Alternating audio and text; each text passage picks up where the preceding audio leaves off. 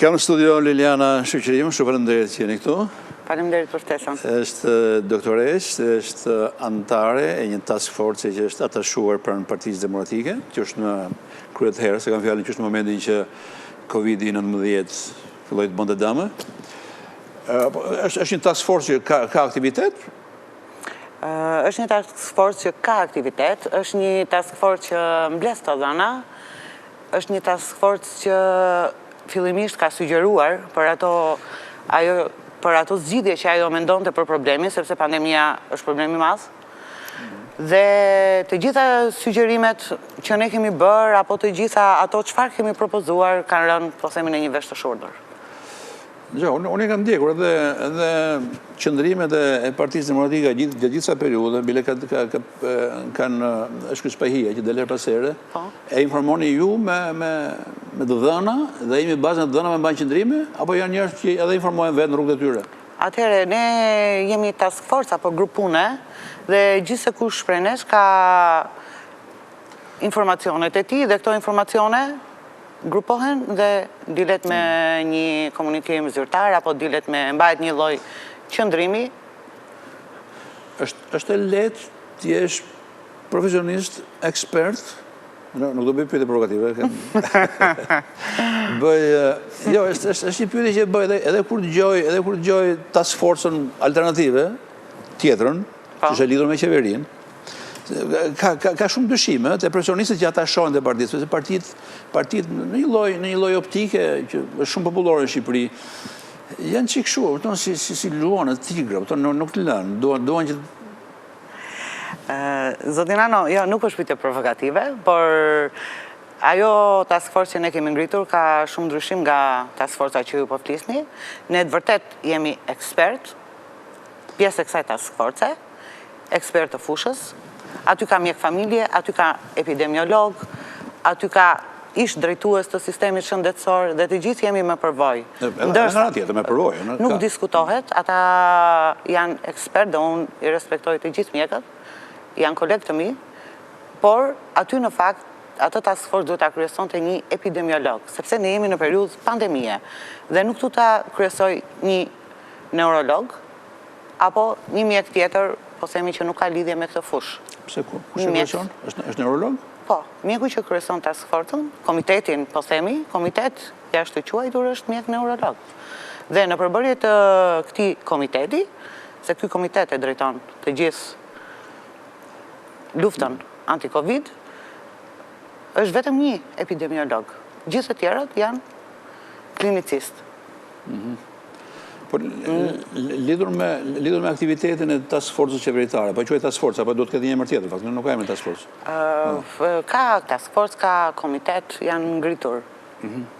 Këto struktura. Lidhur me aktivitetin e ekspertëve që po luajnë të rolin institucional, dalin ditë për ditë dhe njoftojnë publikun lidhur me numrin e të infektuarve, numrin e viktimeve që ka shkaktuar Covid-i.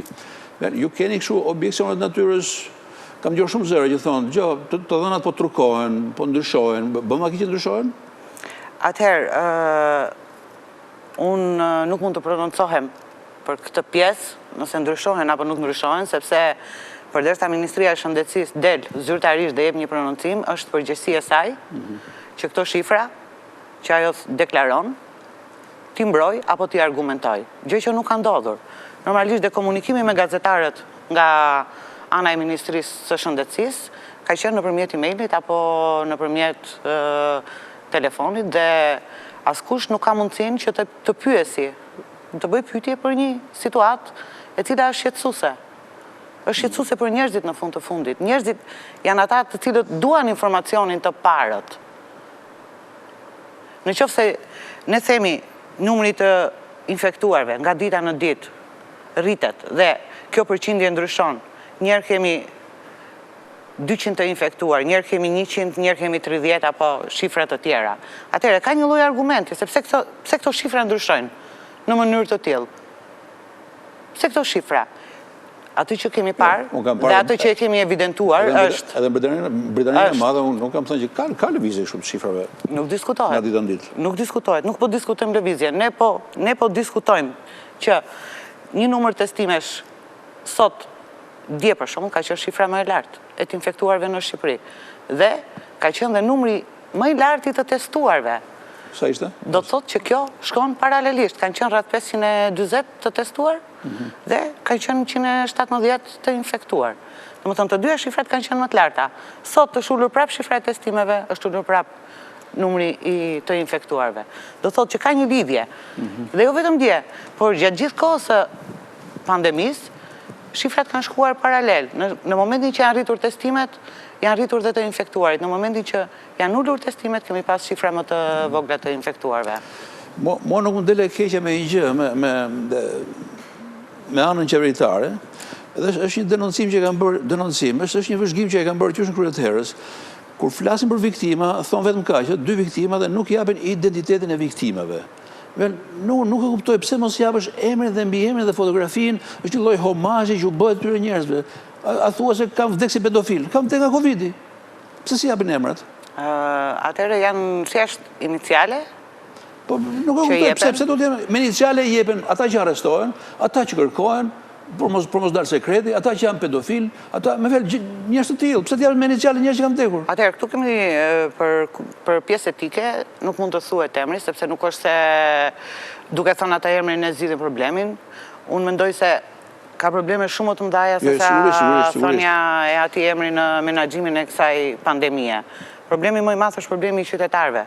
Ankthi që qytetarët po përjetojnë çdo ditë, që gjithë secili prej nesh ka miq, ka shok, ka të afërm, të cilët çdo ditë kanë ankthin dhe kanë pyetjen. Çfarë po bëhet? Çfarë po ndodh? Ose kur do infektohem, a jam i infektuar apo nuk jam i infektuar? Ky besoj se është problemi më i madh që duhet të zgjidhet. Sipas jush, pse situata është bërë dramatike? Se duket se është bërë dramatike. Deri para 2 javësh nuk ka qenë dramatike. 2-3 javësh.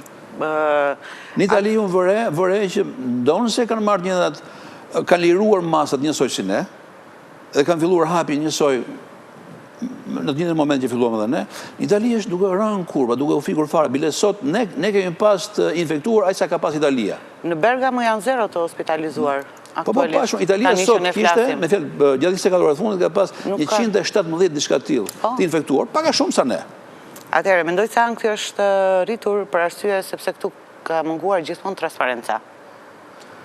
Në të gjithë këtë proces ka munguar transparenca dhe gjithë procesi është proces i centralizuar.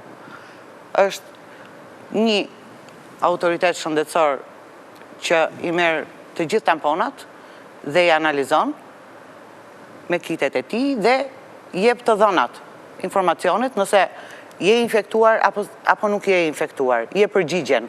Dhe përsëri, nëse ti tamponohesh sot, ty do duhet të presësh 3 ditë që të marrësh një përgjigje, nëse ti je pozitiv apo negativ. Ndërkohë, vetë virusi ka një cikël, po themi 14 ditor. Pse duhet të presh 3 ditë? Dhe, po, për të marrë përgjigjen. Ti ke kaluar një pjesë klinike. Po themi 5 ditë duhet që ty të fillojnë shenjat klinike të infeksionit, në rast se je infektuar. Tamponi bëhet në momentin që ti ke klinik, atëherë duhet presësh 3 ditë të tjera, atëherë sëmundja ka mbaruar. Dhe e gjithë ky ankth transmetohet jo vetëm te ju, po te kontaktet te ju, po flas, më fal. Te i smuri me Covid, por dhe te kontaktet e tij. Nëse ky do dali pozitiv apo do dali negativ. Në momentin që ti nuk ke transparencë, në momentin që ti nuk ke një zinxhir të mirë ndërthurur për të menaxhuar këtë pandemi, atëherë ndodh kjo që ndodh. Rritet ankthi, rritet numri të infektuarve. Po jo, numri të infektuarve pse rritet? Jo, ne kemi bërë, unë përsëris edhe një herë, ne kemi bërë një televizje, bile kanë përshtypjen që këta tanët imitojnë Italinë. Edhe në momentin që Italia veprojnë dhe këta. Pra kemi bërë të njëjtat gjëra, pse duket se këtu është një virus tjetër. Ne Italinë e kopjuam në fillimet tona, atëherë po e kopjuam strategjinë e Italisë. Me karantinimin. Po, përshtatëm dhe oraret, dhe këtu ne kur u zgjat dita harruan që të ndryshonin dhe oraret dhe të linin njerëzit që mund të vazhdonin jetën e tyre në ato fasha që duhej. Mungesa e transparencës është shkaku kryesor. Jo mendoni që dhe në momentin që mbas një izolimi, po themi 2 mujor, atëherë hapja graduale që u bë, nuk u përshtat dhe me masat e duhura. nuk u morën masat si mbas shkallëve të hapjes dhe të shifesh se çfarë bëheshe me virusin. Se në momenti që je izoluar, ti e ketë kontrolluar. Njerëzit janë të gjithë mbyllur në përbanesat e tyre. Virusi nuk ka se hapësirë dhe nuk ka mundësi që njerëzit të infektojnë njëri tjetrin kur je izoluar. Çfarë ndodhi në momentin e hapjes? Mendoj se vatrat të virusit u bën institucionet, ambientet e mbyllura. Institucionet, administrata shtetërore dhe pjesa spitalore.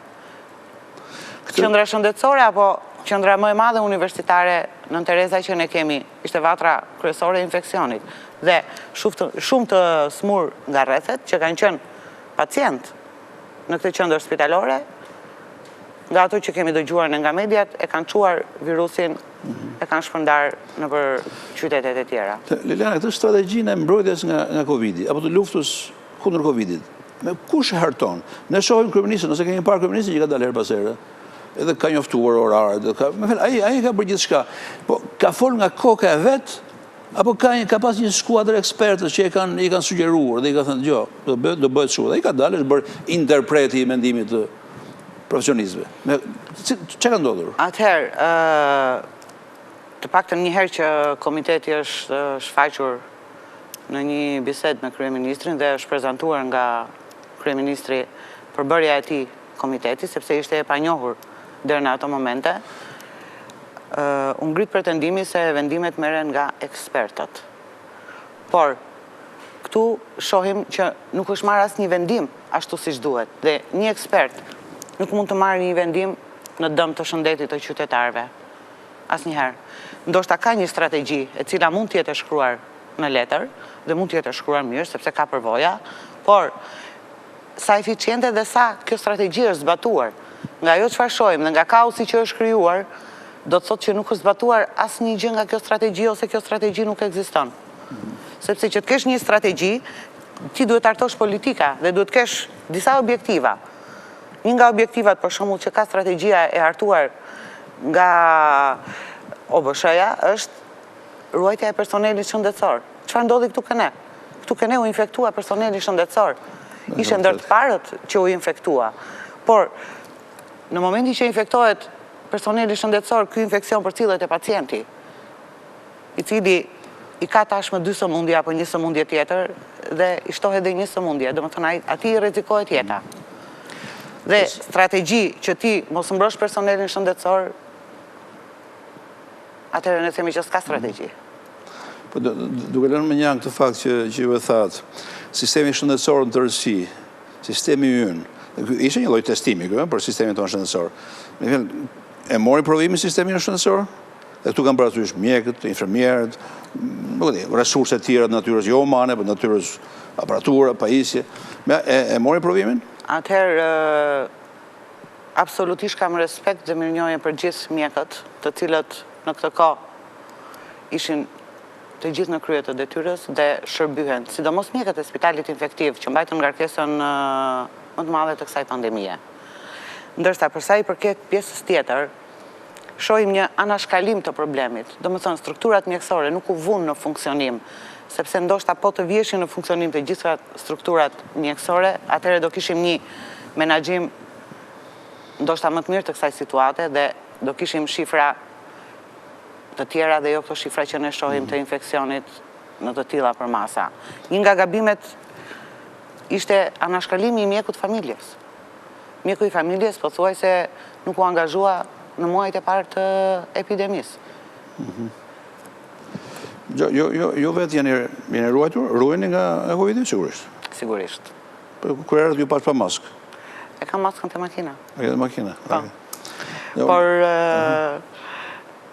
në ambientet e mbyllura, kryesisht ne duhet ta kemi maskën. Këtu jemi korrekt, sepse ne të dy kemi distancën. Po, sigurisht.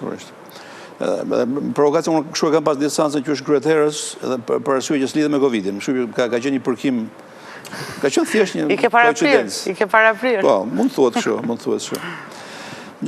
Lidhur me virulencën e virusit, me forcën e virusit, ka pretendime që në Itali janë sigur një numër mjekësh, që forca virusit ka rënë. Edhe këtu ka disa mjekë që thonë virusi nuk është më i pari, është më i dobët, por është më i transmetueshëm. Janë pretendime që hidhen kështu, apo lëshohen, apo kanë një bazë shkencore, apo... Atëherë, që të pretendosh diçka që është e re dhe e panjohur, dhe të marrësh përsipër të thuash, të flasësh për virulencën, duhet absolutisht që të argumentosh dhe të kesh një bazë shkencore. Këtu ke ne nuk e besoj se kemi arritur akoma të bëjmë një analizë shkencore për sa i përket SARS-CoV-2-shit. Kështu që besoj se të gjitha prononcimet janë prononcime personale dhe të pabazuara. Nuk, nga i vëzhgim që mund të bëni edhe duke parë numrat e efektuarve, sa për këtyre kanë përfunduar në terapi intensive, sa janë të intubuar, mund të arritën në përfundim. Unë jam vetë interesuar, jam që i trembur nga kjo situatë. Po ka përshtypje kështu janë të gjithë. Në qoftë se ju i merrni masat mbrojtëse, jo, të trembur janë të gjithë. Absolutisht, dhe ne nisëm bisedën tonë pikërisht me anksin që kanë qytetarët. Kjo ishte hapja e bisedës. Por, në qoftë se ti i merr masat vetjake, sepse tani ka arritur situata që çdo kush duhet të mbrohet vetë në radhë të parë, sepse mungesa e strategjisë, nuk ka strategji mbrojtje, janë grupet në risk dhe grupet më të rrezikuara, të cilët përsëri për të cilët strategjia ka objektiva të përcaktuara, që janë moshat e vjetra, që janë të smurët kronik, dhe ne shohim që nuk bëhet asnjë hap dhe asnjë strategji nuk ka në lidhje me këto të smurë. Kështu që ne duhet të vetë mbrojemi, ju, unë, gjithë të tjerët. Unë kam vërejt që të gjitha qeverit, unë ndjek shtype në huaj, kam vërejt që të gjitha qeverit kanë vepruar në mënyrë individuale. Ne kemi qeverinë suedeze që nuk e adoptoi strategjinë e karantinimit, jeta vazhdoi duke marrë masa të tjera të vogla, po jo karantinim. Kemi pasaj të vëndat të tjera, Gjermania nuk ishte aq e karantinuar sa Italia, Britanikët vonuan shumë, dhe nuk e marrë vesh si e tolerojnë atë kryeministri që vonoi shumë, sepse vonoi shumë, në emër të kujdesit për ekonominë, vonoi shumë karantinimin. Dhe gjitha qeverit kanë bërë ndërhyrjet e duhura, dhe mua ndërhyrjet e qeverisë shqiptare fillimisht me karantinimin pëlqeu dhe kanë përshëndetur. Më mbrapa mbas karantinimit jam shumë kritik. Atëherë, është e vërtet që gjithë qeverit kanë vepruar dhe kanë pas një plan masash, por ajsa është e vërtet sa gjithë qeverit kanë marrë dhe përgjegjësi për atë çka ka ndodhur, nëse është bërë mirë apo nëse është bërë keq. Janë disa kryeministra që kanë dhënë dorëheqjen, pikërisht për shkak të pandemisë. Në vendin tonë nuk merret përgjegjësi. Ktu nuk ka një autoritet që të dalë dhe të thojë kjo gjë është bërë mirë ose kjo gjë është bërë keq. E vetmja është Ministria e Shëndetësisë. Unë nuk kam parë asnjë drejtues, sepse ka institucione varësie. Ministria e Shëndetësisë ka drejtori shëndeti publik, të cilat shohin situatën epidemiologjike. Unë nuk kam parë asnjë drejtues institucionesh të dalë dhe të prononcohet. Të paktën për qytetarët. Nëse mjekët kanë dalë ngelen studiove, po flasim për ndonjëherë janë ca që mendojnë që dalin me tepri. Pyetja ishte për institucione, pyetja ishte për qeveri, nuk po them për mjek. Respektin tim dhe gjithçka unë mirënjohje për mjekët, unë e shpreh. Mjekët janë një gjë tjetër. Ktu po flasim për institucione. Përgjegjësinë që do marrë institucioni për situatën. Unë pata një monolog sot, në përmjet cilit denoncoj këto teoritë konspirative lidhur me Covid-in, sepse ka njerëz në Shqipëri janë thjesht imitacioni protestave që bëhen jashtë, po si të qoftë ka Shqipëri, ka pas njerëz që janë me idenë që nuk ka fare Covid, ose janë disa që e pranojnë që ka Covid, por nuk është kështu si e bëjnë to qeverit, për interesat e tyre, në për masat vogla. Edhe shumica e këtyre konspiracionistëve janë me idenë që edhe po doli Covid, edhe po doli vaksina kundër Covidit, nuk do ta bëjmë vaksinën. Të duken absurde? Atëre, unë shërbej, normalisht, dhe mjeke, dhe unë besoj që ka Covid. Unë besoj që ka infekcion. Beson apo je e bindur? Atëre, unë e prek, unë e shof. Unë shof të smurin. Unë shof të smurin, shof shenjat klinike të tij, shof për pruthshmërinë, kështu që unë besoj se ka infekcion. Okej, edhe kjo është thënë nga një eksperte. Ka Covid, ekziston virusi. Një kjo. Tjetër. Dhe pjesa tjetër që dua të theksoj është pjesa në lidhje me qytetarët. Në këto momente dhe në këtë fazë kur ky virus është përhapur dhe ky virus nuk po arrin më të menaxhohet nga autoritetet përgjegjëse, atëherë janë qytetarët që duhet të vetë mbrohen dhe duhet të zbatojnë ato masa për të bërë të mundur frenimin e pandemisë. Ju do bëni pushime? Besoj po. Kështu që si mjekë u sugjeroni njerëzve të bëjnë pushime, normalisht. Po. Nuk ka rreziqe. Ju sugjeroj njerëzve të bëjnë pushime vetëm duke zbatuar masat mbrojtëse. Në plazh do të shkojmë me maskë? Në plazh nuk do shkojmë me maskë sepse në plazh është distanca. Ruhet distanca. Vëruni një notë, le të themi kësaj skuadrës edhe të mjekëve, ose le të themi të mjekëve që ka qenë atashuar te qeveria për menaxhimin e kësaj situate nga 1 deri në 10. Unë mendoj se mjekët duhen ndarë. Ekspertët duhen ndarë. A nuk doni të vlerësoni si grup? Jo, sepse mjeku është mjek dhe qeveria ka përgjegjësi tjera. Nuk mund të jenë bashkë. Nuk ka se si të jenë bashkë. Mjeku dhe qeveria. Vërë një notë task force. Qeveria është vendimarrëse, kurse mjeku është shërbëtor. Mjeku i shërben njerëzve. Qeveria merr vendime për të mirë apo për të keq. Të cilat në rastin për epidemin që ne po flasim, nuk kanë qenë në të mirë të shëndetit të njerëzve. Jeni kritike, megjithëse e mbani gojën, sepse flisim për kolegë, po jeni kritike lidhur me task force-ën, le të themi, qeveritare. Atëherë mund të ishte bërë shumë mirë. Dhe nuk do ishim në këto shifra që ne jemi. Kanë munguar testimet në mënyrë permanente. Dhe ti mohosh një qytetari të drejtën e testimit. Testimet kushtojnë? Kanë kushtuar në fillim të epidemisë, po, kanë kushtuar, por tani janë fare të lira. Tani mund të jetë një kosto, po themi 20 apo 30 euro. E gjithë bota i kryen me këtë kosto. Dhe ti mohosh, qoftë ka edhe dyshimin, për një kontakt pozitiv që mund të ketë pasur, dhe ti mohosh bërjen e tamponit, kjo nuk është normale. Sot, përveç kostos në lek të një tamponi, qa vështirësi ka për të bërë, le të themi, 2000 testime në ditë, apo është e pamundur? Ajo që të paktën është marrë përsipër në fillim të epidemisë, domethënë i kishin të gjitha kushtet për të kryer këto testime, aparaturat. Mendoj se nuk i kanë. Mendoj se nuk i kanë dhe nuk janë përgatitur. Kështu që 2000 nuk i bëjnë dot, fjalë. Nuk i bëjnë. Kështu që nuk i kanë kushtet. Por kanë pas të gjithë mundësinë që t'i krijonin kushtet. Të gjithë mundësinë kanë pasur që t'i krijonin kushtet. Dhe çdo kush, ne kemi përvoja të vendeve evropiane apo të vendeve tjera dhe tamponi apo testimi kryet, ti mund ta pronotosh testimin online. Dhe të përcaktohet qendra ku do shkosh të testohesh dhe të marrësh përgjigjen. Është e drejta e qytetarit. Kemi qenë në një gjendje të jashtëzakonshme, jemi në një situatë pandemie dhe prioritet duhet jetë shëndeti i qytetarit. Okej, unë i falenderoj shumë që ishte këtu, që era parë që vjen në studion e programit Provokacja. Do ketë edhe një herë dytë, pse jo? Inshallah të flasim për gjëra tjera, jo për Covid-in. Shpresoj dhe ju falenderoj për ftesën. Dhe ishe kënaqësi. Dhe për mua. Mirë, kjo është biseda që unë pata me doktoresh Liliana Shyqyriun. Biseda tjetër do të jetë me një zotni që vjen nga Saranda. Ai është mësues, po mbi të gjitha është poet, quhet Bardhyl Maliqi. Dhe do të flasim me Bardhylin mbi poezinë që ai bën vetë, mbi poezinë përgjithësi, do të flasim pak edhe për Sarandën, sepse po afron. Bile kemi hyrë tani më në stinën turistike. Publicitet.